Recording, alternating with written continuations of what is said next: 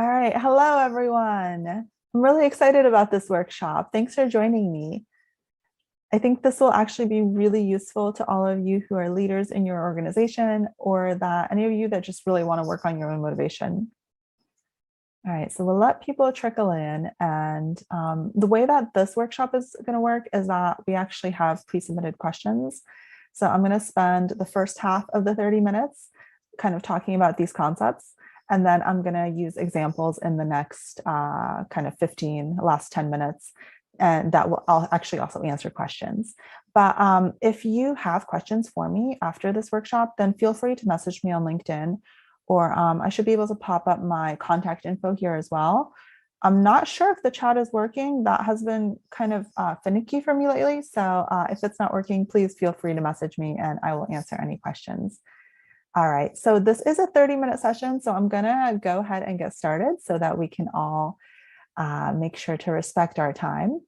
All right, so one more thing is that this is going to be recorded. So essentially this link that you're accessing this live through will actually also be the recording link. So you can view it later if you need to leave, or you can share it if you'd like. Yeah, okay, awesome. So for those of you that don't know me, my name is Elisa. I'm a leadership and high performance coach. I have a graduate degree in psychology from Harvard, and I help clients create sustainable growth for themselves and their teams utilizing scientifically valid psychological methods. So I want to get to why are we all here right now? And we're here because we want to essentially motivate others for growth, and we want to influence them for the better, right? We want our teams to do well and for people to really flourish. And everyone wants to lead a high performance team. This is not an issue of desire. And it's also really not a problem with effort. I know many of my clients spend countless hours thinking about how to better manage their teams. They try to do an individualized approach for each team member. They spend countless time on one-on-ones. They're empathetic and they read leadership books. And on top of this, many of you have achieved your current leadership role by being high performance. So you know what needs to get done, but you can't seem to actually transfer that knowledge to other people. So why does this happen? I mean, we've all established that we kind of understand the problem, right? But let's talk about why this happens and what we can actually do to change it. So why are we so bad at motivating others? Why is changing another person's behavior seemingly an impossible task? Luckily, psychology actually has an answer to all these questions. And I'm going to teach you the psychological principles of human motivation so that you can approach your team in an effective way, utilizing a framework, actually two frameworks that are scientifically sound. So the problem of motivating others really comes down to an inherent misunderstanding of how the human brain works. The majority of leaders are trying to motivate others based on their own understanding of their own brains. The issue is that leaders are often high achievers. They have inherently high motivation already. So they don't really understand kind of what a normal human brain does. And this is similar to kind of the people who are like inherently thin and they can eat whatever they want and they just don't gain weight. They often aren't really the people that understand diets or health because they actually have very little use for that information. So now that we've established that most of us have a fairly massive misunderstanding of human motivation, I will introduce you to two psychological frameworks that will help you conceptualize human motivation in a way that allows you to be more effective in motivating your team for growth. Okay, so the first is called the motivational triad, and I will try to put this up on the screen here. Okay, so essentially the motivational triad states that humans are motivated by seeking reward, avoiding pain, and saving energy. So seeking reward, that is really the drive to find that anything really that's beneficial perceived in our environment. So this can be food, social status, money, connection, really anything that feels good. And oftentimes our perceived rewards are things that would be considered evolutionarily adaptive. So they would help you survive or at least they would help you survive in the short term, right? So the second is avoiding pain. And almost every animal we know has this instinct. We avoid things that we perceive will hurt us. we get hurt, and then we avoid that thing in the future. We avoid things that would be detrimental to our survival. We avoid things that are hard. We avoid things that make us feel like we might potentially be rejected. Because as we know, social rejection is actually one of the biggest human pains. And these days, we actually avoid a lot of pain that is emotional because we're very kind of well adapted and we are having all of our other needs met. So the third is we like to save energy. And in this case, what we refer to here is actually that our brains want to save energy. And the brain actually loves saving energy. It likes to make predictions based on past experiences, so it doesn't actually have to predict from scratch. It really encourages us to remain in the same patterns and habits so that we don't have to waste energy to actually like learn new things. So because its main goal is actually to keep you alive. It's not meant to actually make you like the best version of yourself.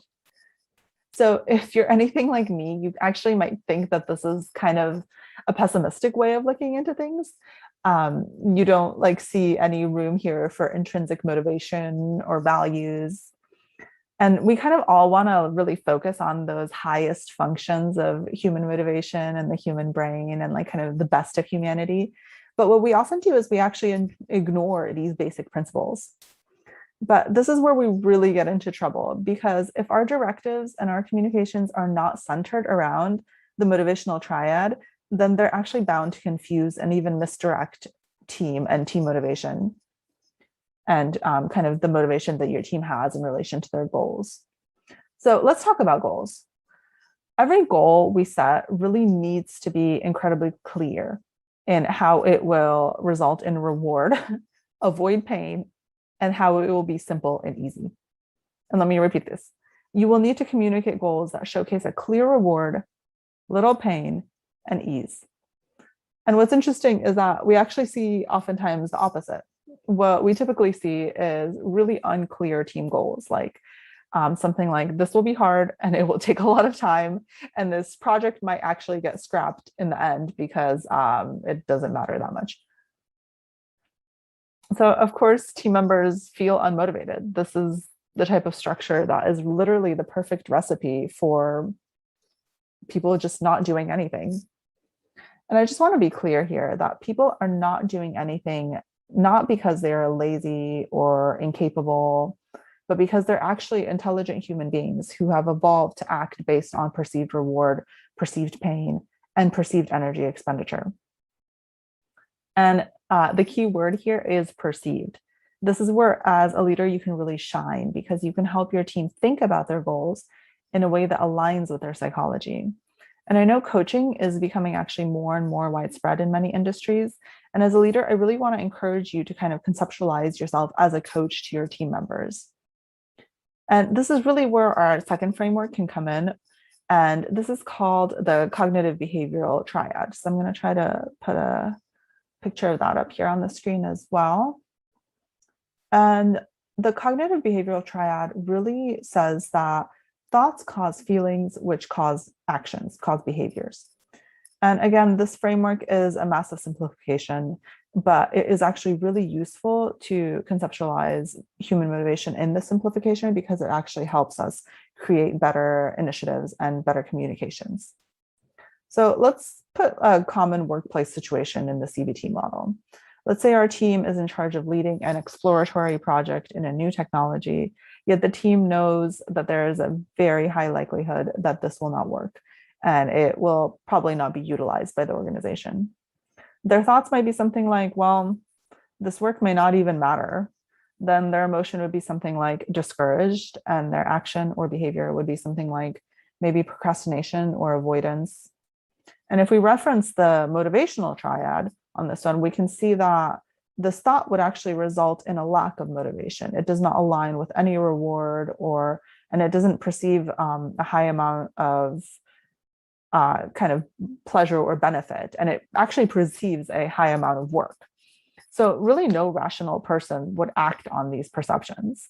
And this is why as a leader, you need to break down the rewards of this project into simple terms and actually coach your team to reframe their thoughts around this project. So for instance, you would communicate on how this early tech exploration will impact the future technologies, or how this is a massive learning opportunity for the team in this space. You would need to really kind of push up the rewards that would occur from creating this project and succeeding in the goals of this project, and diminish kind of the amount of energy that it would take. And this can be something like breaking up the tasks into smaller tasks, things like that. And this may seem very simple when I say it, but it is often quite difficult to kind of see our own thinking patterns and limiting beliefs around this space. So it's really beneficial to work with a coach to kind of help you see this and help you see how you're communicating. So I'm going to go through two examples here, kind of like two personas, to really help you guys understand these concepts, because I think it is kind of difficult to understand these frameworks in a theoretical sense. I think once you listen to the examples, you're really going to get it. Okay, so the first persona I like to call the perfectionist. And we all know this persona pretty well. Maybe we're perfectionists ourselves. And I really like saying that perfectionism is really just a pretty way of saying that you're scared. Because essentially that's what perfectionists do. They kind of over focus on the avoid pain of the motivational triad. They think that if they do the work that is just so incredibly at a high standard, they will not ever really feel any negative emotion. Because perfectionists, they love control. They want to have this control over their environment so that it makes sense that when they work, they would use their work to essentially try to predict potential threats. And as I said before, most of the threats that we incur in kind of our modern lives are emotional threats like shame, disappointment, jealousy, etc. So the biggest issue with perfectionists is that they're not utilizing their full capacity for creating great work, because they spend so much time overthinking. Their production level is actually much lower than it should be. And on top of this, they often feel horrible while they're doing their work. So they're really prone to burning out. And in this workshop, we are learning how to create sustainable growth. So if team members are burning out, this is not sustainable. If team members feel a high amount of negative emotion at work, this is also not sustainable, because it makes them more prone to burnout. So it may seem kind of attractive to idealize the perfectionist and kind of admire their work ethic. But this method is not an effective method of really sustainable strategy. Therefore, it's really important for perfectionists to be coached out of these mindsets that they have. So most perfectionists don't ever question their strategy or kind of their approach to life. And this is why it's crucial to introduce a cycle to them so that they can actually prove to themselves that they can have more effective results with less than perfect work. So it should also be stated that perfect work is actually a cognitive distortion. It does not exist. There is no such thing as perfect work. And this is something perfectionists do. They create like really impossible standards. And this is how they protect themselves from potential pain. So it's kind of the idea that if I am perfect, then no one can fault me and I will be okay. So one mental cue that can be really useful for working with perfectionists is to ask them how they can rack up more failures. And this can be really shocking at first, kind of a very new way to think about things, but focusing their reward system on the opposite input that they normally would focus it on can really prevent them from overthinking and all the inefficiency that their perfectionism causes. So oftentimes perfectionists think that if they can really focus on So oftentimes perfectionists think that if they focus on kind of the missed shots, the failures, that they will actually become failures themselves. This kind of makes sense. But this is where their perfectionism really comes in and protects them, because they essentially become incredibly productive because they are moving at a much faster pace. They have a much higher work output, but they're still very conscientious people. So their standards are quite high still. So their kind of production is very high now. And at the same time, they often feel quite a bit better doing this. So the goal is to really unstick the perfectionist, because if we know any perfectionist, we know that they tend to kind of get stuck. They get stuck in kind of their cycle of perfectionism or procrastination, and they can't really move forward because they have this like insane, impossible standard. And this is an issue with motivation because like we were saying with the motivational triad, if your perceived risk is really high, you will not move forward. And for the perfectionist, their perceived risk is really high. So our goal is really to unstick them, right? So we can use another kind of mental cue to ask them to produce B minus work. And this can also sound like a really strange concept to anyone who's spent their entire lives trying to be the best. They often, want to only produce A level work, A plus level work. But oftentimes going for that kind of B minus work actually results in much happier and more effective work for them. So it really kind of diminishes the pressure that the perfectionist is putting on themselves, because that pressure can really, really be crippling. So if they kind of shoot for a lower bar on purpose, it can really help them get unstuck, and it makes everything so much more enjoyable for them and really kind of ignites their motivation. Okay, so let's move on to this second example. I'm guessing this is another one that you will know very well and might even identify in yourself. So this is the persona of the busy person. This is something you're probably very familiar with on your team. We all know the busy person. Busyness is actually often kind of like a badge of honor in today's workplaces. And so you often hear conversations that go like this, or at least we used to hear conversations that went like this back when we were in the office. You would hear kind of like, hi, how's it going? And, the other person would be like, oh, super busy. And then the other person would be like, oh, yeah, me too. And then that would be the common interaction between colleagues. So this busy mindset is just so ingrained in teams that it's sometimes really tricky for me to show clients that this is actually a mindset and not an absolute reality. But bear with me, I will attempt to show this to you all. So I actually have a whole webinar on this topic of time perception. Maybe I can link it somewhere in the comments, but for time's sake, I'm going to keep to the short version. So essentially, busyness is in the eye of the beholder. That's kind of the gist there. So we actually have studies that indicate people who are objectively more busy, for example, maybe somebody that has they have 3 kids, they work long hours, maybe they're taking care of an aging parent, they do not necessarily perceive their time as more scarce than a person who is objectively less busy. So the reverse is also true. People who are objectively less busy can perceive their time as very scarce. So even someone who objectively has 50 hours filled in their week, like 60 hours, they might actually perceive their time as abundant, versus someone who only works like 5 hours might perceive their time as very scarce. Okay, so let's let that sink in for a second there. So I think we can agree that there is actually really little benefit in perceiving our time as scarce if we think about it. And now that we know that time perception is actually a choice, I really encourage you all, and I always encourage my clients to do this, is to really kind of shift into a more time abundance mindset. So then here's why. And most importantly, here's how. So you can start doing this really right now. So what we often think, like throughout the day, we have this kind of running loop. I get into this loop as well. It's really hard to shift out of it because culturally we're so ingrained to think like this. It's kind of that like, I don't have time loop. Like we're always in a rush. Like I don't have time. Like I need to get here. Like there's just not enough time. And this is actually super, super detrimental, because essentially when you think like you don't have enough time, it actually puts a stress onto your mind and your body, because not having enough time is a scarcity. And because we live in a society where time is perceived as incredibly important, perceiving time as scarce is basically almost as detrimental as perceiving food as scarce or perceiving social connection as scarce. This is going to put a stress on your body and on your mind, and it's going to make you act and kind of feel in a way that is inefficient and not kind of conducive to creating sustainable growth.